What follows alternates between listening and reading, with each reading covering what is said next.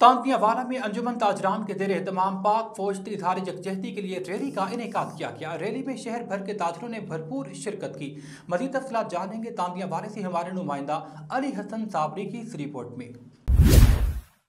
तांतियावाला में अंजुमन ताजरान के सदर हाजी मकसूद अहमद भट्ट की क़यादत में पाक फौज से इजहार यकजहती के लिए रैली निकाली गई, जिसमें सदर सराफा एसोसिएशन मोहम्मद नवाज, सदर कायदे-ए-आज़म रोड मोहम्मद जमील भट्ट, सदर चिकन एसोसिएशन मलक मोहम्मद अमीन समेत दीगर ओहदेदारान और ताजरों ने शिरकत की। शुरका ने हाथों में प्ले कार्ड्स और बैनर्स उठा रखे थे, जिन पर पाक फौज के हक में नारे दर्ज थे।